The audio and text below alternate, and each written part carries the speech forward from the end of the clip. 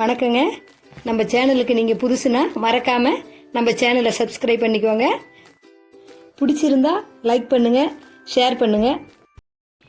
வாங்க, இன்றைக்கி நம்ம சேனலில் ரொம்ப நாளாக ஸ்வீட்டை எதுவும் செய்யலை. அதை இன்றைக்கி பலாப்பழத்தை வச்சு ஒரு ஸ்வீட் செய்யலாம். வாங்க, நல்லா ஒரு 10 பலாசொலை எடுத்து விதையெல்லாம் நீக்கிட்டு மிக்ஸி ஜாரில் போட்டு நல்லா கொஞ்சம் அரைச்சி வச்சுக்கலாங்க.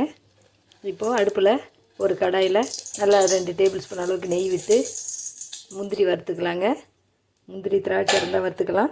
இந்த முந்திரி மட்டும் தான் இருக்குது, அதனால் முந்திரியை வறுத்துக்கிறேங்க.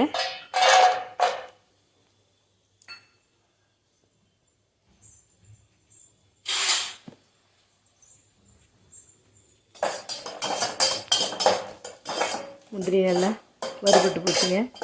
நம்ம இப்போ அதை அப்படியே எடுத்துக்கலாங்க. இந்த சீசனில் பலாப்பழம் கிடைக்கிறதால பலாப்பழம் குலையவே ரொம்ப விரும்பி சாப்பிட மாட்டாங்க. இந்தமாரி குழந்தைங்களுக்கு இந்தமாரி ஸ்வீட்டாக செஞ்சு கொடுக்கும்போது ரொம்பவே விரும்பி சாப்பிடுவாங்க. பலாப்பழம் வந்து உடம்புக்கு ரொம்பவும் ஹெல்த்தியானது கூடங்க. இது என்ன வருஷத்தில் ஒரு தடவை தான் நமக்கு கிடைக்கும். நான் ஒரு 50 கிராம் ஜவ்வரிசி எடுத்து நல்லா ஊற வச்சு வச்சுருந்தேங்க. ஒரு 1/2 மணி நேரம் ஊற வச்சு வச்சுருந்தேன். அதை இப்போ நம்ம காய்ச்சின பாலில் போட்டுக்கலாங்க. 1/2 லிட்ரு பால் ஊற்றிருக்கேன். அது கூடவே ஒரு 50 கிராம் ஜவ்வரிசி எடுத்து ஊற வச்சு வச்சுருந்தாங்க, அதையும் போட்டுக்கலாம். கொஞ்சம் கெட்டியாக இருக்குது பால், அதனால் கொஞ்சமாக தண்ணி விட்டுக்கலாங்க. நல்லா இது ஒரு 10 நிமிஷம் வெந்தால் போதுங்க. நல்லா கெட்டியாகிடும். நல்லா கொதிச்சிக்கிட்டு இருக்குங்க. இப்போது நம்ம பலாப்பழம் அரைச்சி வச்சுருந்தோம்ல, அதை அப்படியே ஊற்றிக்கலாங்க. ஊற்றி நல்லா கிண்டி விட்டுக்கலாம். இது ஊற்றின பிறகு ஒரு 5 நிமிஷம் கொதிக்கிட்டுங்க. அவ்வளோதான். இப்போ இதுக்கு நம்ம ஸ்வீட்டுக்காக சீனியும் சேர்த்துக்கலாங்க, நாட்டு சர்க்கரை சேர்த்துக்கலாம். நான் நாட்டு சர்க்கரை சேர்த்துக்கிறேங்க. நாட்டு சர்க்கரை சேர்த்து செய்யும்போது குழந்தைங்களுக்கெல்லாம் ரொம்ப நல்லதுங்க. நாட்டு சர்க்கரை போட்டுக்கலாம். நம்ம தேவையான அளவுக்கு நாட்டு சர்க்கரை போட்டுக்கலாங்க.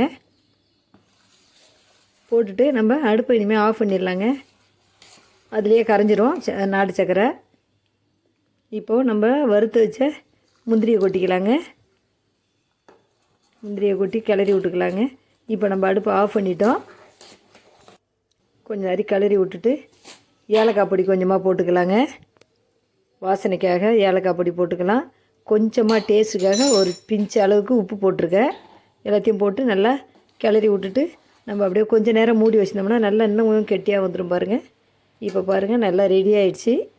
இப்போ நமக்கு ஜவ்வரிசி பாயாசம் சூப்பராகவே வந்திருக்கு பாருங்கள்.